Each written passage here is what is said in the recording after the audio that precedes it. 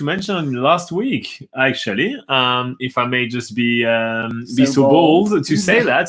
I forgot to mention that we did a video 50 last week. That was the 50th time we sat on the couch. So today is 51. Oh. So technically next week is 52, which makes an entire year. Yeah, which is quite epic. God. Anyway, hey guys, welcome to another one of our live videos. Today is the 1st of December. So summer is in full spring here in New Zealand. We have had amazing weather, which is fantastic. And the tourist season is happening at the moment. So there's heaps of people coming to travel around New Zealand. And you guys probably have some questions. So if you do have some questions about traveling in New Zealand, we're here just for that because we are the experts of traveling in New Zealand. But Laura, why are we the experts? Well, this is Robin and I'm Laura, and we're the team behind BackpackerGuide.NZ, which is New Zealand's largest travel guide. And it's absolutely free for you guys to browse and basically find answers to all your questions about traveling in New Zealand, whether you're just coming for a 2-week campervan trip or a whole year on a working holiday visa. We have loads of different articles on there for you guys to check out. But if you aren't really into reading, we also do this live Q&A session every single Sunday at 8 a.m. New Zealand time, which around the world, we'll give you the times here. So in the UK and France, that's on a Saturday evening at 8 p.m. or 9 p.m. In the US, that's on a Saturday afternoon at 3 p.m. EST or 12 p.m. PST. In India, it's bright and early on a Sunday morning at 12:30 a.m. Lots of coffee for Indians watching this.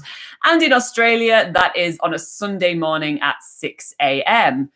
So what we do throughout the week is that we compile all the questions that we get from you guys, which Robin's just going to get now, so that we can go through those questions as well. Yeah. So if you do have a question throughout the week and if you miss one of our live sessions, then you can go into the comments of any of our YouTube videos and ask your questions, and we'll go through those at the during our Sunday live Q&A session. But the best place to come and ask your questions is right now on the live chat. So come and ask away. I'm reading. I am here for you guys.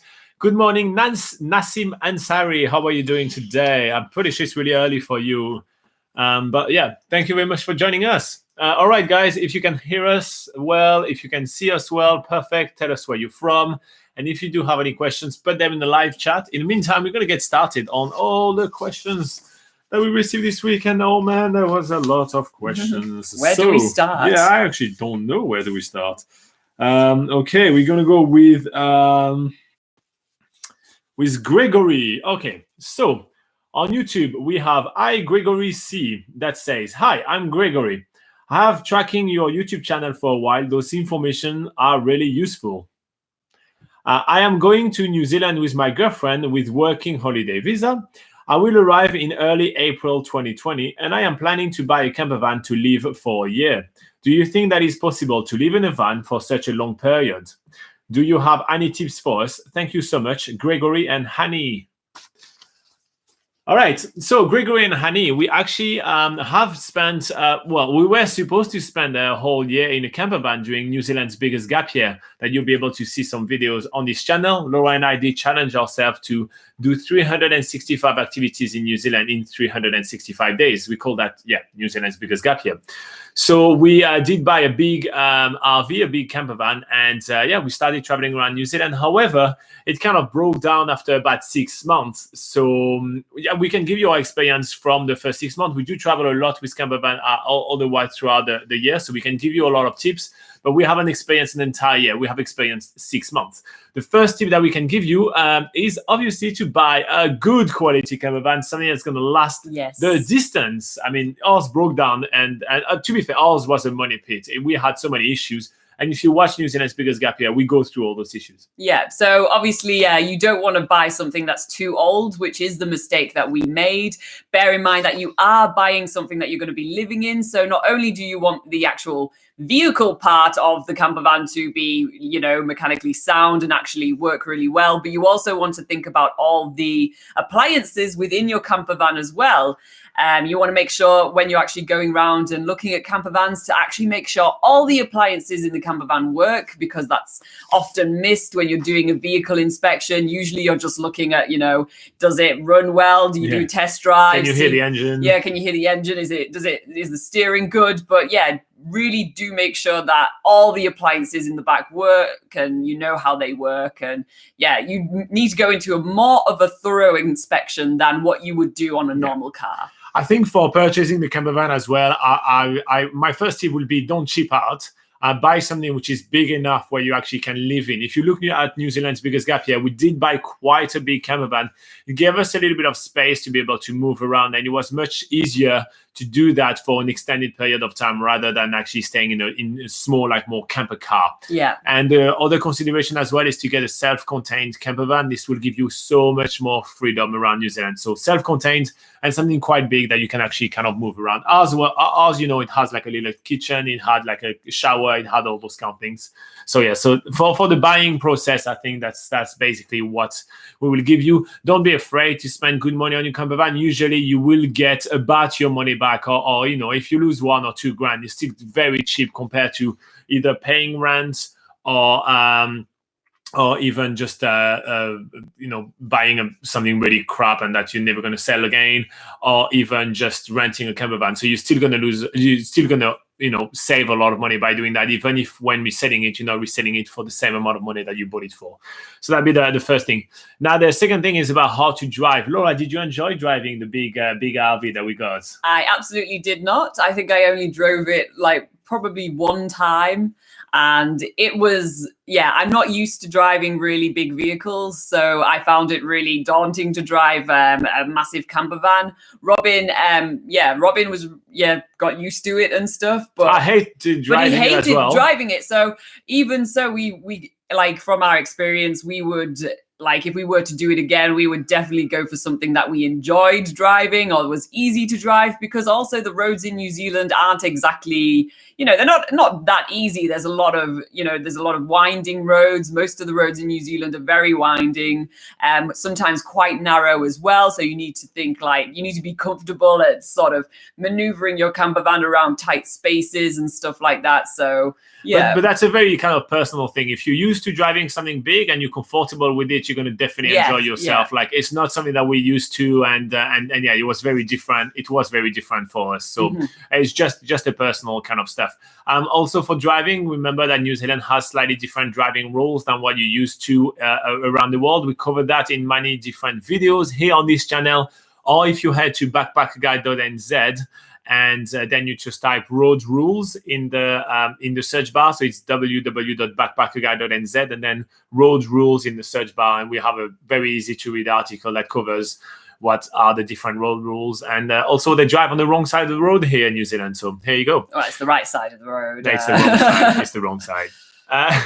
All right, kitchen and cooking. Okay, so the first thing I would like to point out for kitchen and cooking is that you've got to kind of do a bit of forward planning when planning to live in a camper van for a long time. Think about recipes which are super easy to do. 3 steps only. You're gonna have the most limited amount of space and appliances ever. So it needs to be really flexible. But on the other hand, it needs to be really nutritious. Yeah. So it's definitely very important to make sure that you have a very healthy diet when you're living in a camper van, because it is more of a confined space. You might be a little less comfortable than being back home. So, there might be times where you don't get as good a night's sleep and things like that. So, but even when you're changing your lifestyle in general, and definitely traveling around New Zealand in a camper van is a big change in lifestyle for most people, you do need to make sure that you stay healthy and on top of things. So definitely make sure you get a lot of fruit and vegetables in your diet. Pretty much a standard thing. But also bear in mind that you will sometimes be able to use cooking facilities in certain campsites and holiday parks. So bear that in mind when you're planning like what meals you're going to have and stuff. And you're going to be staying in a holiday park and stuff. Like I would take up the opportunity to use kitchen facilities in holiday parks and campsites as much as possible, because it usually is a good relief to get some space outside of your camper van to do those sort of things as well. And after a long period of time as well, after you do so much cooking in your camper van, certain kitchen smells hang about. So you know, sometimes you want to have a bit of a break from that. But that time when she burnt the garlic. yeah. Don't do don't do anything crazy like burning chili or garlic and stuff like that in your camper van, because that stuff will never, like, don't cook fish in your camper van because that will smell so bad. But yeah, a lot of campsites and holiday parks also have barbecues and stuff, which is pretty good to be able to cook outside. And that's actually one of the good things about traveling in a camper van and sort of getting that outdoorsy experience, and having barbecues is always a really, really fun thing. Yeah, well, that's a perfect segue. The next step is holiday park and campsite. So you will have to stay in holiday park and campsite quite regularly, because your batteries are only going to last so long. You're going to need to be able to plug and recharge, meaning that about 1 out of every 3 to 4 nights you will have to kind of spend it in a holiday park or powered site. Usually it's called powered site. So you won't be able to get those things for free. So don't misunderstand the fact that you are going to be living in your camper van for a whole year and not pay anything. You will have to pay a fee to use the campsite and the facilities and the power and everything. But it's usually quite minimal. It's between $10 to $25 per night, so it's pretty good. Oh yeah, you will also need to use them to be able to empty your gray water and black water, right? So black water are the thing from your toilet, and gray water is everything from the sink and the shower. You will also be able to refill your water, so your white water, you'll be able to refill, get some fresh water in the camper van. So you'll have to use those facilities. Now maximize your time when you are in holiday parks or campsite. Take the time to use the facilities. Don't eat in your camper van, but go eat in the mess, in the kitchen, or in the lounge. Use the lounge. Use whatever they have. Like some holiday parks are amazing. They have mini golfs and bouncing castle and swimming pools, and use all those things and take some time kind of out of the camper van and enjoy that. Maximize your time when you have the opportunity not to stay in your camper van for the night, and kind of just enjoy as many facilities as possible. Obviously, you sleep in your camper van, but just maximize that time. Anything else about holiday parks and campsites?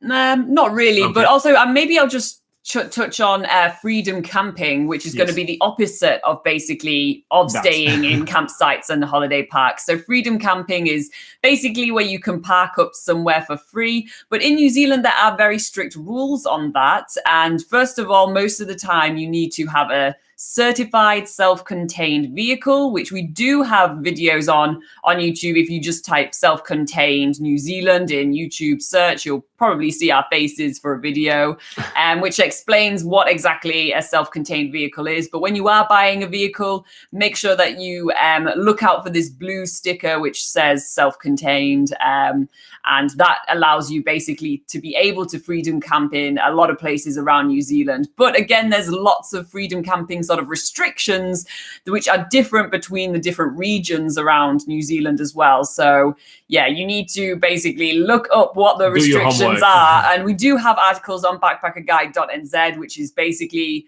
links to all the different councils around New Zealand, so that you can get up-to-date information of where you can actually camp for free in each region of New Zealand. So do bear that in mind as well. But like Robin said, you will probably only be able to do that for about 3 days before you need to go and charge your battery again, go back to a holiday park and empty all the waste and stuff. So you will probably be doing a little bit of both. Yeah, exactly.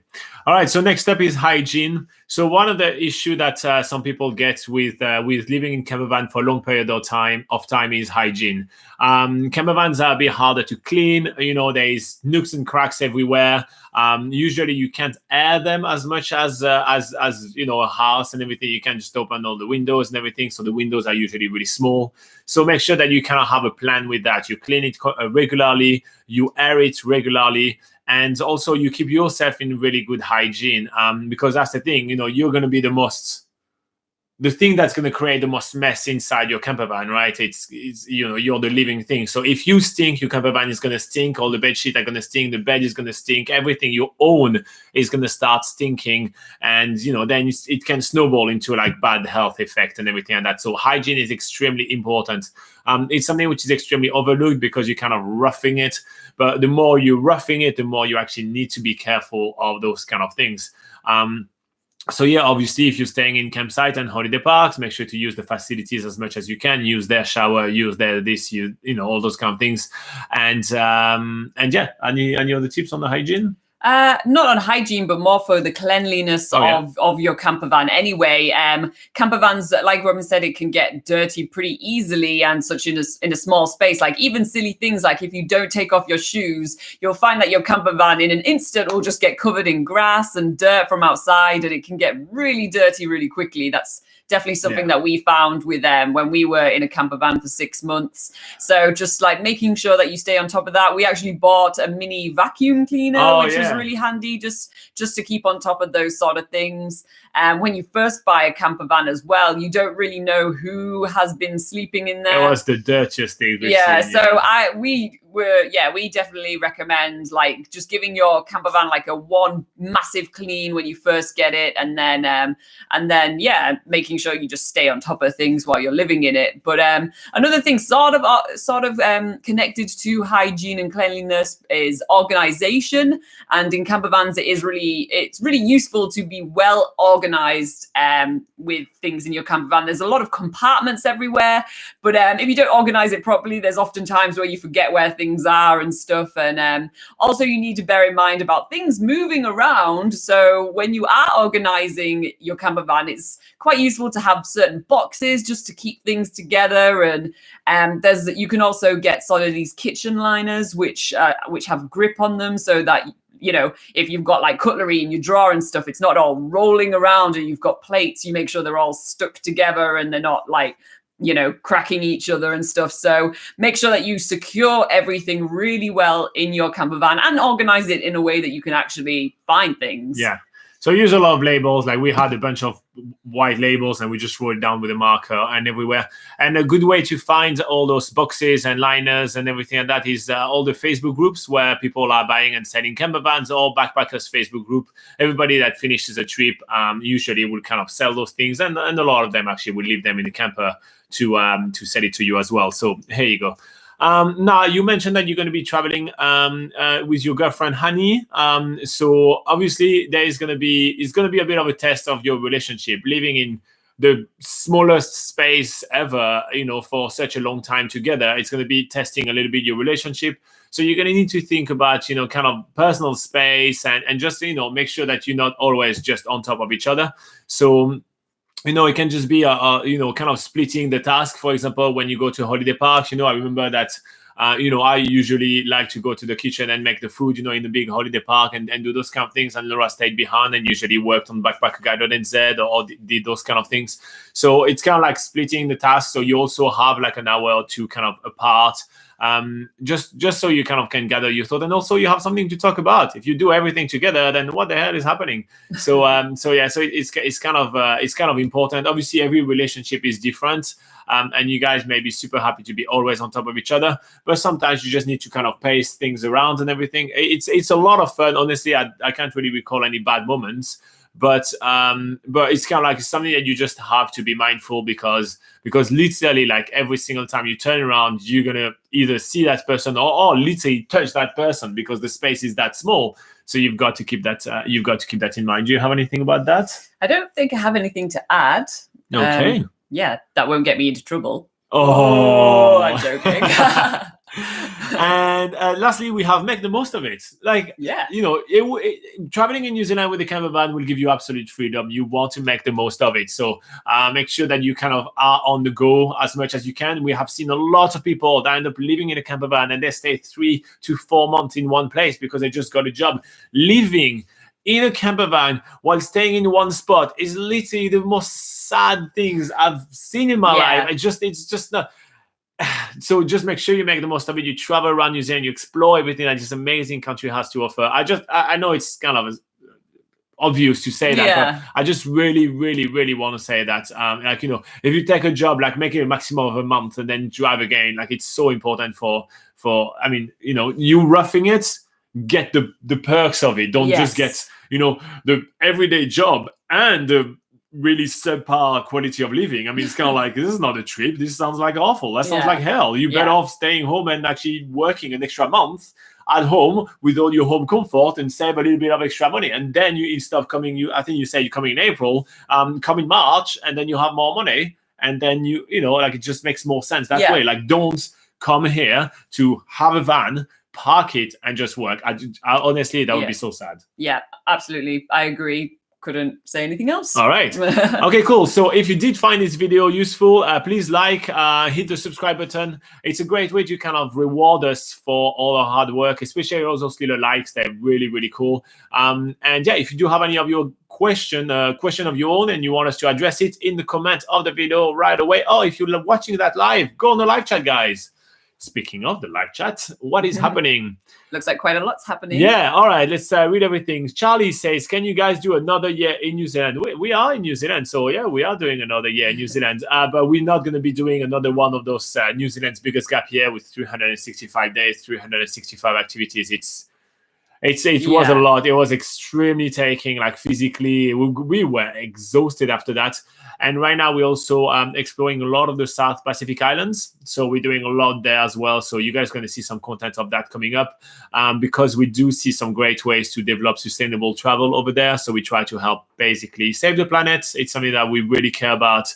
And the South Pacific, which is really concerned with climate change and all of that, because literally some of the islands are actually disappearing because of climate change, is a place where we actually want to spend a lot of our time, our energy. So yeah, but we still obviously do a ton in New Zealand. I mean, we live in New Zealand, so we still do a ton here. We still travel a ton, and all the websites are still up to date, and we still do all those videos to answer questions. And the interesting thing as well is that if we were to do 365 days of 365 activities again, we're pretty sure that we could find 365 completely different activities to do. So that's just goes to show how much there is to do in New Zealand. Yeah, that's for sure. Okay, Smaranda. That was a hard one. Smaranda B says, hi guys, thank you for the great job and helping so many people. You're welcome. I will need some ideas of itinerary for 17 days in March 2020. I will land on Auckland, and I don't enjoy hiking. Also, I like to maximize my experience in those days with the must-see spots. Thanks you for any tips and suggestions. I'm thinking about splitting my time in 5-day North Island and 12 days in the South Island, and I can fly back to Auckland, but that's flexible. So if you're not driving and want to do a lot of hike, that's when it becomes a little bit hard, because there is not that many public transport that will take you to all the hikes and everything. So at that point, we strongly recommend you take a bus tour. Now we do have some great lists on BackpackerGuide.NZ with all the different tours.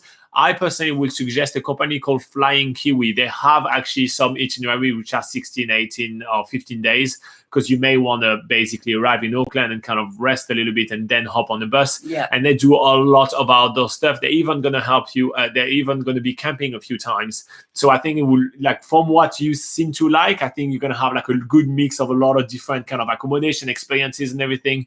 And it's all about the outdoor. So I think Flying Kiwi will be the best option for you. So definitely check those guys out.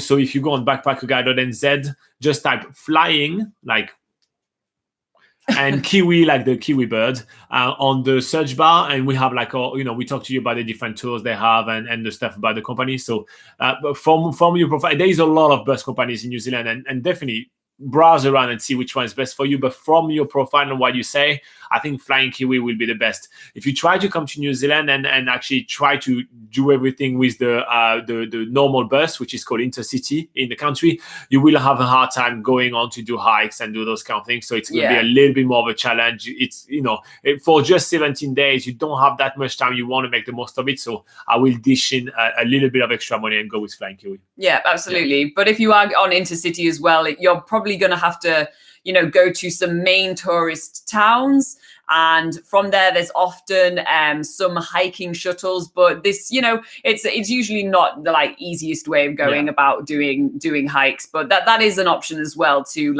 book different shuttles for each destination that you go to. Yeah, I think booking shuttles plus buses is going to end up costing more than actually a whole organized bus. Because some of the shuttles are like $50 every time, so it goes up pretty quickly.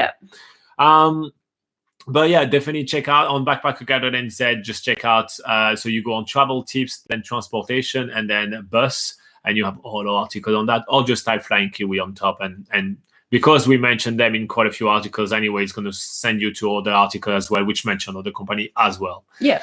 All right. Matt Max says, hi. Hi.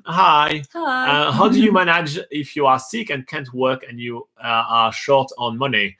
Go to the doctors. Yeah, first go to the doctor. We don't like to be sick, so we go to the doctor instantly. We like to be really proactive. So even if we start feeling sick, we just go to the doctor. But as Laura mentioned on the previous question we answered, we've been really specific on like how we eat and everything to keep ourselves healthy. I don't think during New Zealand's biggest gap year, we did an entire year on the road. We did activities every day, waking up at 5 a.m. every day, going to bed super late. It was very a toll taking a year. But I don't think we got sick once. I remember one time I got sick, but I literally, as soon as I started having symptoms, it was kind of like, flu symptoms where you kind of like, do you remember in Wanganui? Maybe, and you had to write a blog post for me. Anyway. I had to write for you? Yeah, you did. Oh, yeah. Yeah, so literally, as soon as I started to get symptoms and I started to feel like, oh, God, this is going to be like quite a tough illness, we were just really proactive about it. I just went straight to bed, had like a few like vitamin pills, made sure I was staying hydrated and stuff, and just got some like solid rest. And then literally I could wake up the next day and I was feeling like a lot better. And that I think it maybe lasted a full day and night or something. But yeah, it's basically like whenever we did feel like we were starting to get sick, it was just being super proactive about it. Don't just try and fight through it and hope that things will get better. Usually you just have to assess it and be like, okay, I need to sort this out right now. And if you feel like you need to go to the doctors, then make sure you just go and sort it out. And and as per, if you can't work, well, we work for ourselves. So if you can't work, well, you can't eat. So basically we always have to work. So as Laura mentioned, the one time she was sick, I picked up the work, and it was a longer day and I finished at midnight, but that's fine. You kind of just take the other person's duty and you go for it. And that's basically how we work. But that's the thing. If you work for yourself, it has to be harder than if you work for someone else, because when you work for someone else, you don't really care if you're not going to work or anything like that. So, you reap more benefits when you work for yourself. So you have to give in. Like if you work for yourself and think it's going to be easy, you're probably going to fail. But that's just my opinion. A little bit of that's my opinion. Business insight from Robin. All right, Jyoti Mahalingam says, hi, you guys doing a great job by giving valuable information. You're very welcome. Yeah. We are renting a car in Christchurch next Sunday for 26 days. Only a bit nervous about the formalities of rental companies. The formalities are pretty easy. We actually have a video about that. So if you type car rental in our channel or on YouTube search bar, you type car rental BackpackerGuide.NZ. You'll be able to find our video. Now, basically, I'm guessing you already booked the car rental, so I'm not going to go through any of that. But we're going to talk about the pickup, right? So when you arrive at the car rental booth or agency over there, you'll be giving them either your booking number or your name. They're going to ask for your driver license. If it's not in English, you're going to need to provide an international driver permit or IDP. If your driver license is in English, it's perfectly fine. They're probably going to be doing a copy of that. They're also going to give you a form to complete.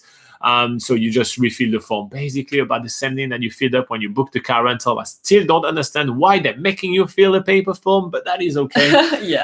And then after, they are going to be, asking you to take a seat. They're usually going to check if the car is cleaned, ready to go. Once that is the case, then they would give you a bit of a notepad, which has, or they're usually going to hold a notepad, which has a diagram, or that's a drawing of what the car looks like, so they can do the car inspection. Yeah, so then they're going to go round the car with you and sort of, point out any damages that might already be on the car. And the reason for this is that if there's any new damages that appear when you return the car, they're going to charge you for it. You need to actually be pretty active during this process as well and make sure they don't miss anything. If you see any dents or scratches or anything looking dodgy, you point it out to the, the rental car staff so that they can mark it on the image as well. And and also if you notice anything as well, it's also good to take some photos if you're, so that you have a copy of any damages there as well. Is there anything else you want to add to that? No, so once the car inspection is finished, they're usually going to show you a little bit the car around. They're going to show you not really how to drive it, but they're going to show you like, okay, it's a manual one. Just, this is how you put the handbrake. Just a couple of things. This is your time. This is your time to ask questions. There are so many people. Actually, I'm afraid and a bit shy not to ask questions. I think I'm going to sound silly. It doesn't matter. Ask your question. This person, that's her job. So you can ask anything silly. Like, look at that. What is this? That is a wheel, sir. It doesn't matter. And seriously, ask your question if you have any problem. Otherwise, it's going to put some stress. You're already going to be stressed trying to do so much in New Zealand. Drive in a country that you don't know. And drive a new car. Like, every time you get a new car, it gets a few days to get used to it. So just ask all your questions that you may have right here. So they're going to show you the car a little bit around, and then after you're going to sign all the paperwork, be like, okay, this is the state of the car that I was given, and this is the amount of fuel as well. So they also show you how much fuel there is, and you need to give the car back with the same amount of fuel at the end of your trip. And so then you sign the paperwork, and do you load the car with all your bags, and off you go on the best trip of your life. Is there usually a bond to pay as well?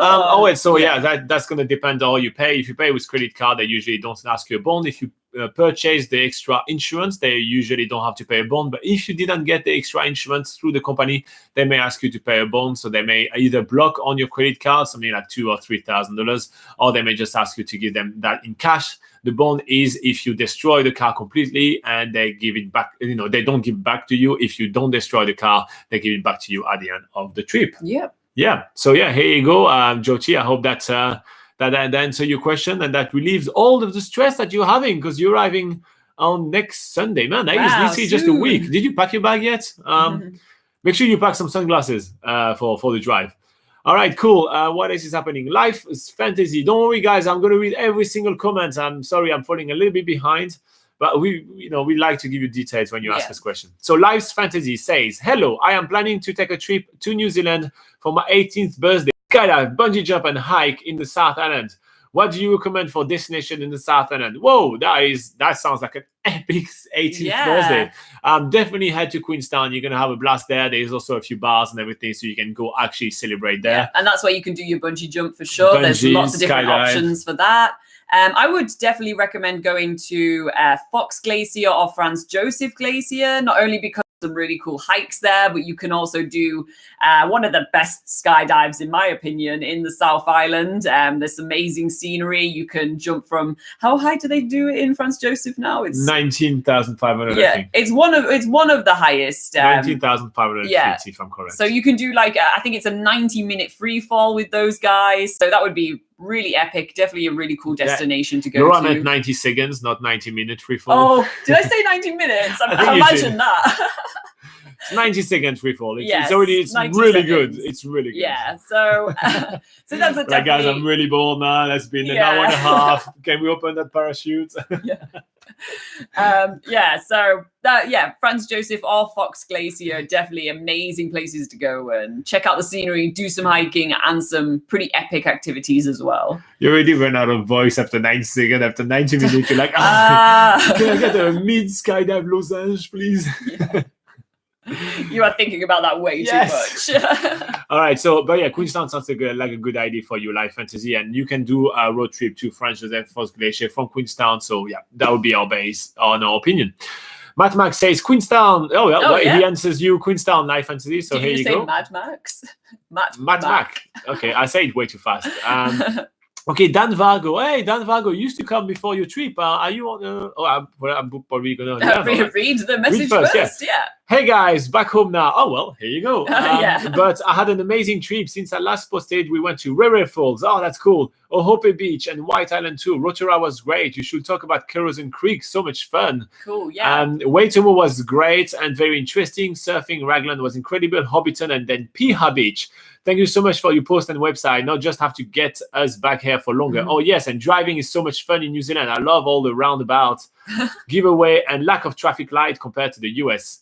All right, so so I think Dan came around and we talked about itineraries and things to do around, and so he says about Kerosene Creek. So this is near Rotorua. Do you want to tell us more about it, since he wants everybody to know about it? Yeah, so Kerosene Creek is it's a free hot pool. It's a natural hot pool that you can find sort of hidden in the native bush in New Zealand, and it's just outside of Rotorua when you're driving on your way to one of the most popular attractions, which is the Waiotapu Geothermal Park. There's a bit of a side road to take to get there, and we do have all the description of how to get to Kerosene Creek on BackpackerGuide.NZ. If you search for free hot pools, it will be one of the it will be listed in one of the articles there about free hot pools in Rotorua. So yeah, Kerosene Creek is definitely one of the really cool free hot pools to go to, but there are loads of other free hot pools in New Zealand as well. So make sure to check out on BackpackerGuide.NZ about articles concerning that. There you go. Okay, what else do we have? Gail Colebrook says, any suggestion for activities for a blind person visiting New Zealand, particularly with regards to the best animal experience, sheep, petting zoos, looking forward to smaller farm and personalized experience? We did get this question last week, didn't we? Only one of the family group is blind, but the game is to try some adventures too. So Gail, I don't know if you are, I can't remember the name of that person. Yeah, then we had, I think it was a guy last week asking also actually exactly the same question about sort of animal experiences, but maybe we can just quickly go over it again in case it's... But otherwise I will really advise you to watch last week and the weeks before live session. We literally just addressed that in really depth and in great length. So check those out as well. But yeah, go for it. Yeah, so definitely there are sort of... tourism animal farms that you can go to that you would be able to actually do like kind of like a petting zoo. So you'd be able to go to the Agro Dome in Rotorua, which is sort of like an animal show where they do like sheep farming, because sheep farming is very prominent in New Zealand. So they sort of show you how they like shear sheep and stuff like that. There's a similar experience in Queenstown called Walter Peak, where you take a steamship across the lake in Queenstown to this sort of remote high country farm where you can learn more about the sort of sheepdogs and the sheep shearing and stuff there as well. But in terms of actually seeing native wildlife in New Zealand, you won't actually be able to go around and pet any of the wildlife that are native to New Zealand, because most of them are birds for one thing. And also it's just because they're more sort of like, they're sort of wild animals, so you can't really go petting wild animals. But yeah, I don't know if there's any more. Oh, there was the alpaca farm. Oh yeah, alpaca farm. That was near Akaroa, which is really cool. What's the name of the alpaca farm in Akaroa? Shamara alpacas, which is really cool as well. Yeah, that is a really. I'm sorry, I was just going to say, like, Shamara alpaca is probably one of the best sort of actual sensory experiences, because you get to actually. They give you the wool to feel that they shear off the alpacas. You actually can go into the fields and feed the alpacas. So definitely in our experience, that is the most sort of sensory type of farming experience. Yeah. So as mentioned, we had a person that say they were blind and they wanted to come to travel in New Zealand and ask us quite a few questions in the last couple of weeks. I don't know if it was last week. I thought it was the week before, but watch a couple of the latest kind of one of those videos, and you'll be able to have all our answers there. I just can't remember. I'm blanking right here. I can't remember the name of that person. Yeah.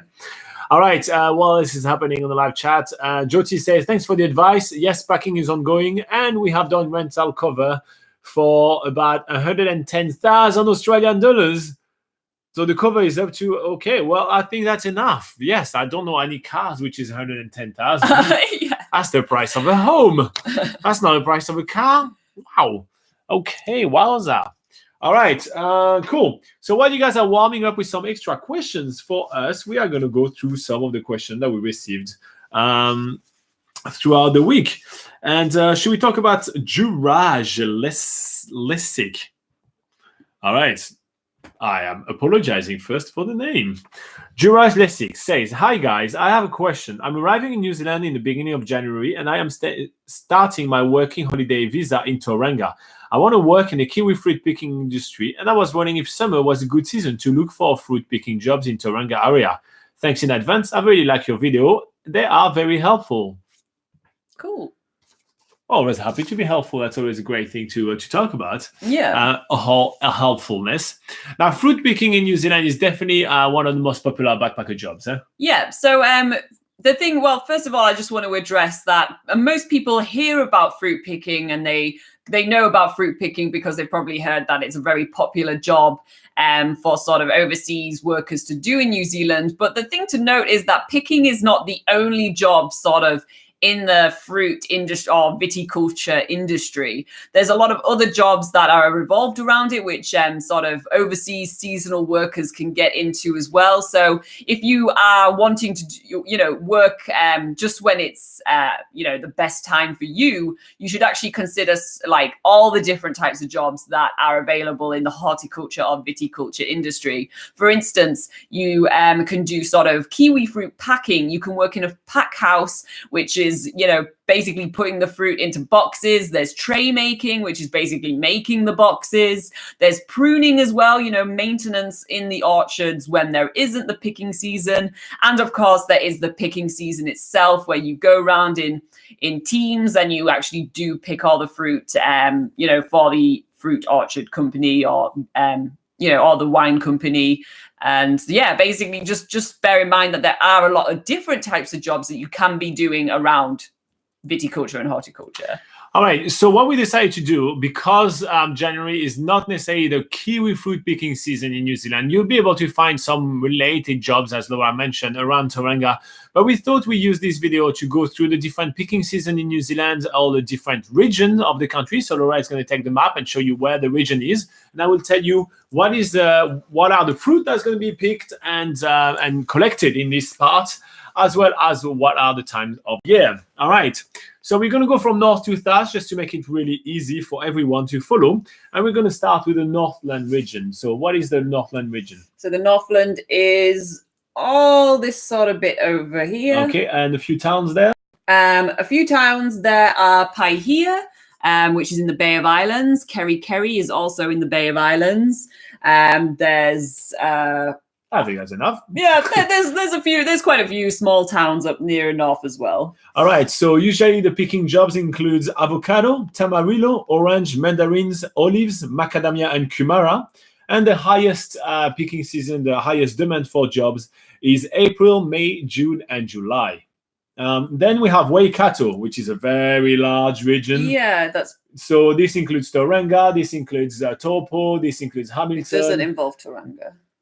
It does involve Tauranga in the list that we made. Thank you very much. No, sorry. Be the Bay of Plenty. No, Waikato. Yeah, no, that's good. Yeah, it's sort of this area. Yeah, sort of that. All right, my bad. Blueberry. So the fruit and veggies that are usually in high demand for pickers is blueberries, onions, potatoes, and asparagus. And they usually need, and all the region in New Zealand in general, they need worker all year round. Let's just make that clear. But the highest demands are in the summer months of January and February right here.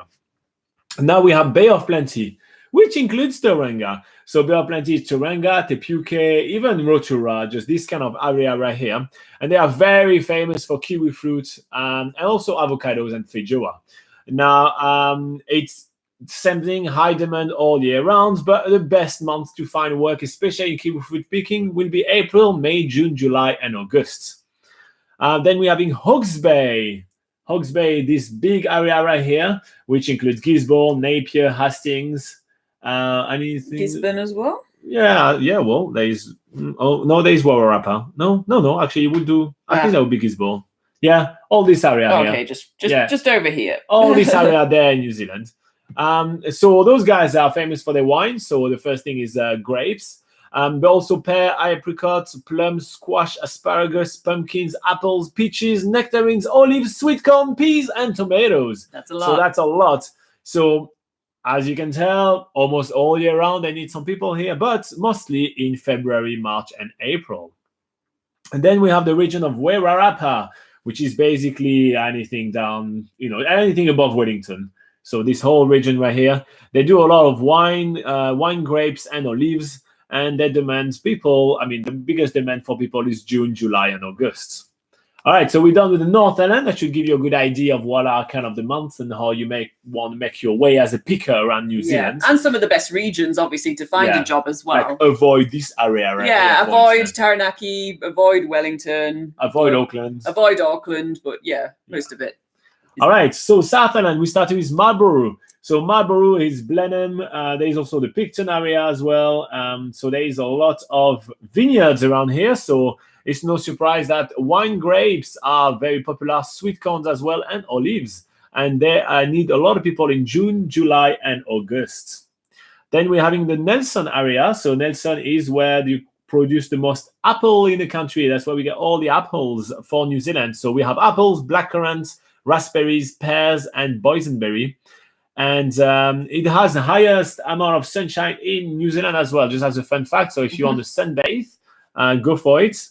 And this usually is in demand for workers February, March, and April.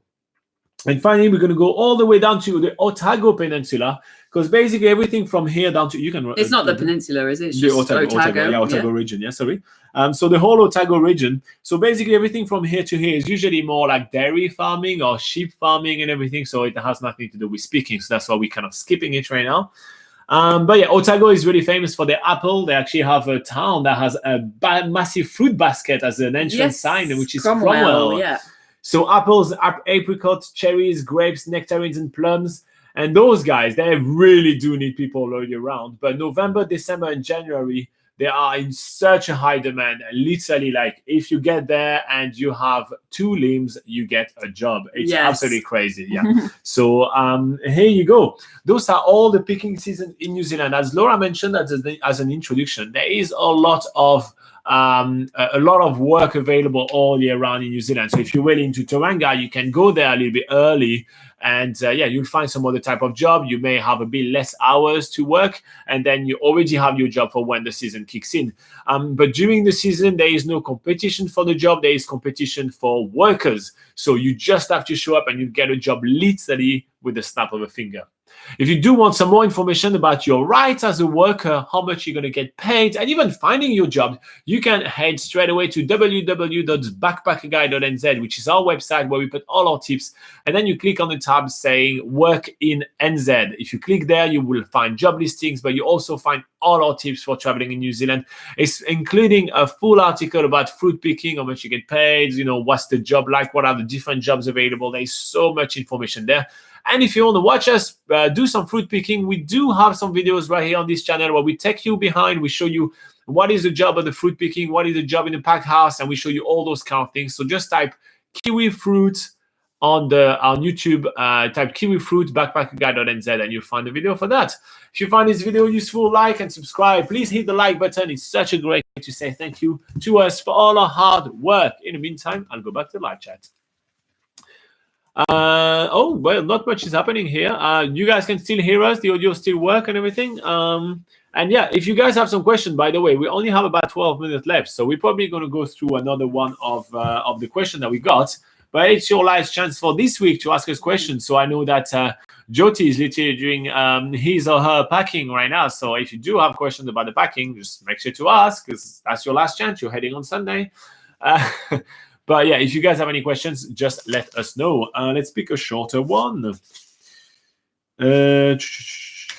Would you want to do another one with a map, Laura, or you don't feel like the map anymore? No, we can. It's just it is a little challenging with my left hand, but I think I'm getting better at it. Yeah, you're improving with the left hand. Yeah, maybe you'll be what's the word? Ambidextrous, which is like good where you can use both parts. Of your brain. I think it's ambidextrous. Yeah, let me have a look. I'm actually curious. Sorry, guys. Quick on the pause. I just thought about a word right here, and I hope it's correct. And now it definitely seems like the right time to Google it. Yes, ambidex. Just while you guys are coming up with some more questions in the live chat. Able to use, correct. Boom. There you go. Good score at Scrabble. Mm-hmm. Cool. So Adriana asked the question on YouTube, and Adriana Camilo says, Thanks for another great video. Watching from South Florida, USA. Boom. I will be going on a solo campervan trip from mid-September to early October. I will be interested more about the driving conditions, specifically related to snow and ice. I've been driving in the snow. I've never been driven in the snow. I'll be taking a route similar to your 2 weeks itinerary in the Southern End. We do have a video about driving in the snow, so just type winter driving New Zealand and you should find it straight away. Also, an unrelated question. Now that's when it comes interesting. I saw you have a lot of great hiking information on your website. Can you recommend some picturesque southern hikes and walks for inexperienced hiker? Maybe less than 3 hours round trip. All right, so yeah, definitely we can recommend some short hikes. That's true that we usually always recommend a bit longer hike, but yeah, if you want something under 3 hours, the south of New Zealand is one of the best places in the world to do that. So I'm going to get started straight away with a hike up Rocky Mountain, which is in the Wanaka area. So Wanaka is absolutely stunning. It has a beautiful lake and it's surrounded by mountains. Now there are some really famous hikes like Roy's Peak, which takes 5 to 6 hours to complete. But the Rocky Mountain gives you amazing view around, and it's only about a 7 kilometers hike. I know you're from the US, but here in New Zealand, we use kilometers, so you have to do a bit of conversion right here. But yeah, so it's only about 7 kilometers, which makes it about 2 to 3 hours. It's not too steep and give you breathtaking views of lakes and mountains. And you also have a bit of a native bush, so it's pretty awesome. So it's Rocky, like the boxer, mountain, and it's near Wanaka. All right. So another good hike with lots of lakes and mountains is in the Nelson Lakes National Park, which is the Mount Roberts track. Now, the Nelson Lakes is one of those national parks that actually sort of gets overlooked a lot because it's just in between the city of Nelson and on the west coast of where Westport is. So a lot of people drive through that way, but don't actually realize how many awesome hikes there are to do around there. And like we say, one of the really awesome hikes to do there is the Mount Rogbert hike, which is about 9 kilometers long and takes just over 3 hours to do the whole round trip. But yeah, it's another amazing place to sort of experience native New Zealand forest, do a little bit of bird watching on the way, but also get some amazing views of the lakes of the Nelson Lake National Park and surrounding mountains. Okay, another one which is very popular is Hooker Valley. It's popular because everybody take a cheeky picture with a sign saying Hooker Valley and, you know, post them on Reddit and stuff like that. But it's quite a short walk. It's about 5 kilometers. It's about maybe a little bit more than 2 hours.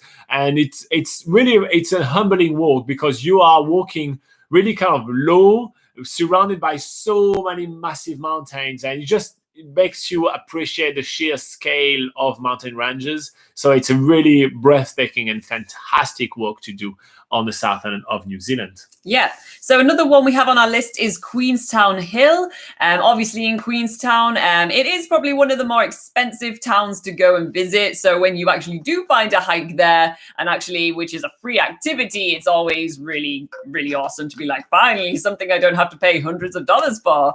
But yeah, Queenstown Hill is definitely a really good one to do. It's located in a sort of in the back of a residential area called the Queenstown Hill area, and even getting up the hill in this residential area is it's a little bit of a steep climb, but it's breathtaking, but not for the view just yet. Yes. So the good thing about this walk, it sort of starts off going through like some pine forest, which isn't really native to New Zealand, but it always feels like you're in an alpine sort of environment, and it sort of winds its way slowly up this hill, and then it comes to an amazing viewpoint where you get to see Lake Wakatipu and a load of surrounding mountains and valleys. It's just a really good photo op, and there's also a little bit of a sculpture up there as well. It's a sculpture of a basket, which again, it's a good photo opportunity as well. All right, so from the uphill, actually almost everything we mentioned right now has hills. Yeah. We're going to go to probably the flattest walk in the whole country. Wouldn't you agree? So that's the Kaikoura Peninsula Walkway. It's just so many words. So the Kaikoura Peninsula Walkway is in Kaikoura. That was wow, makes sense. But I basically just go literally through the coastline of Kaikoura. There are some boardwalks. There are some some like you basically just walk sometimes alongside the road, and you get to see a seal colony. So it's really beautiful. You also see like all the mountains on the back, the backdrop of the mountains, the sea. It's a really fantastic walk. You can find that if you type Kaikoura and BackpackerGuide.NZ on YouTube. We actually did this walk with some alpacas carrying our bags. Oh no, they were llamas. Don't Llama, get those sorry, same diff. So we did this walk over there. It's a really nice and super easy walk, and it's about 11 kilometers, but it's super flat, so it only takes about 3 hours to do. Really, 3 hours at a stretch. You can definitely do that much faster than that. Yeah. Speaking of a short walk. So another one to go for is Lake Matterson, which is near the Fox Glacier, which is, well, again, we're talking about the South Island, so it's on the South Island. Wow. I almost felt like I needed to mention that, but I realized all of these are in the South Island. But this is quite a short walk if you're just doing sort of a walk to the main lookout and then coming back again. But actually, I think it's the same for doing the whole loop, which is 2.5 kilometers and takes about an hour to complete. Yeah, the whole loop is about the same. Back and forth. Yeah. So this is maybe a little bit longer. Yeah. So you could do either one. Obviously, I would recommend doing the whole loop just so you get to see something different the whole way. But a really popular option for most people is to go to the main photo spot and then come back. So Lake Matterson is famous for being basically the most reflective lake in New Zealand. It has reflections. At this certain viewpoint, there is reflections of Mount Cook, which is the highest mountain in New Zealand, as well as the other mountains that are in the Southern Alps. The walk itself is mostly through forest, which is really beautiful. It's a flat walk. It's definitely something that any experienced or inexperienced walker can do. Yeah. You can even take, I think it's wheelchair accessible. You can take strollers down there. So it's a very well-maintained track and an easy one to do, but definitely worth doing because it's just stunning. Yeah, it's beautiful. Okay, one last one will be the French Joseph Glacier face walk. So it's only about 5 kilometers walk. It's about an hour and a half at most. And you go over there and you are basically you're not going really close to the face. You're still quite far away from the glacier face, but you can see it and it's really beautiful. And you get to appreciate the sheer size of the glacier. And also you actually get to see how far the glacier has receding. So it's basically coming face to face with the glacier face, but also with climate change. So it's quite interesting. It's a really fascinating walk to do. It's humbling. And it's definitely a walk that I will consider doing. So here you go. That's our take for a bunch of beginners walk in the South Island of New Zealand for you, Adrienda Camilo. I hope that this was useful to you. If it was, hit like, hit subscribe. And if you guys have any questions of your own, put them in the comments of any other video, including this one. And we'll pick it up for maybe our next live session, maybe next week. Yes. All right, let's go back to live chat. Gail Colebrook said, haha, just found out that the person asking the question about blind activities to do 2 weeks ago was his son or her son. Yeah. So there you go. That means that the whole family cares. So I do like that. Yeah, that's really cool. Jogo Martin say, is there some trek to do with child 7 years old around Tongariro? Yes, there's actually loads of other walks you could be doing. I know you're you're probably thinking, oh, no, I don't want to do the Tongariro crossing with a child, which fair enough, it is a very long walk. So there's loads of other walks you could be doing. You could be doing the Taranaki Falls walk, it's about 2 hours in total, but there's lots of opportunity along the way to stop and look at different things. There's a viewpoint of a lava flow. There's a viewpoint underneath the waterfalls where you can go and check out the waterfalls there. And then there's a little bit of native forest to have a look at along the way as well. So that's definitely an easy one to do with children. I know I see a lot of families doing that one.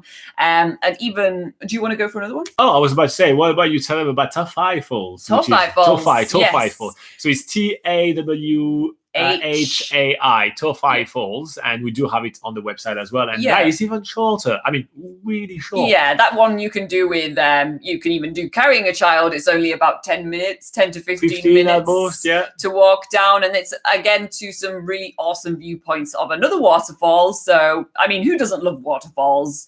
you should definitely go check out that one. Yeah. Now, the good thing around Tongariro is that in Whakapapa, there is a chairlift now. So you can actually take the chairlift and go halfway up the mountain. And then you can scramble around the rocks and see a lot of different places, like Meads Walls, for example. Which you have to be really careful with the kid. You have to really kind of manage them there, but it gets some really awesome views. Yeah. So, like Robin says, that there's a chairlift. Well, not a chairlift. It's now a gondola. Now. Yeah, gondola. Sorry, that's the word I was looking for. You can. So if you don't want to do major hikes up some volcanoes, but you want to get the same sort of amazing views, then you do have to pay a bit to go up the gondola with your kid as well. But when you get up there, you can just sort of walk around and take in the amazing sort of scenery around you on a big volcano. And there's a cafe up there as well, so you can always treat yourself to. Smile straight away. She goes for the food. Yeah, so you can sit down for a coffee and enjoy the views from up there, and you also get amazing views of Mount Naruhoe, which is that cone-shaped volcano that everyone knows from the Tongariro crossing. So you actually get really good views of that volcano and the Tongariro volcano as well. So it's also a good alternative. Like, you don't actually have to hike the 19.2 kilometers or whatever it is. Take the gondola. Yeah, you can just go take the gondola, enjoy the views from that, and that's just another option. So if on the channel you want to, if you want to know more things to do with kids around this area, you literally just type Tongariro in this channel, and we also have full videos with like 10 or 15 things to do with kids in the area, because that's a question that we get really often. So make sure you check this one out. Jogo, I think that's going to be really helpful to you. And Adriana, actually, she's here. Look, she sent a question and then she showed up for the live session. How rare is that? Adriana, boom, dynamite. She say, thanks for another video. Lots of info to research. And she also say, haha, Florida is sea level, so flat walks are a bonus. Thanks again. Yeah, but because you're from Florida, you may want to do something really different when you come to New Zealand. So if I were you, I would pick the highest ones. So try them. Actually, that's how I personally would do it. Because, if you travel, it's to experience different things. But it's just my personal opinion. Yeah, I agree. And also, it's going to be less hot than Florida. So you'll be able to kind of feel breathe in the mountain air. Yeah, exactly. Exactly. And also it's less threatening because you don't have Schwarzenegger as your governor. Oh no, that's California. I actually don't know. I don't know nothing about your state. Oh yeah, it's the retirement home of the US. That's what they call it. Is it? I know that there's Disneyland. Oh yeah, and there's swamps and alligators. Yeah. Oh yeah, is that where Duck Dynasty is? I think that's it. Anyway, getting carried away. Yeah. All right, guys. Thank you very much for joining us for an awesome live session. I hope that you guys had as much fun as we did. Hit the like button if you do find what we do useful, because it's a great way to say thank you for all our hard work. And obviously, we'll be back here next week on Sunday at 8 a.m. New Zealand time, which is in other parts of the world. 8 p.m. In the UK and 9 p.m. in France, in the USA, if you are in Eastern USA, I guess, it's 3 p.m. And if you are in Piston, USA, it's going to be 12 p.m. Look at that. If you are in India, it's going to be 12:30 a.m. and that's going to be on the Sunday. And if you are in Australia, it's bright and early at 6 a.m. on the Sunday. So those times, if you're in the USA and in Europe, it's actually Saturday. Thank you very much for joining us, and have a lovely week, and keep on traveling awesomely around New Zealand. Bye-bye, guys. All right, see you next week.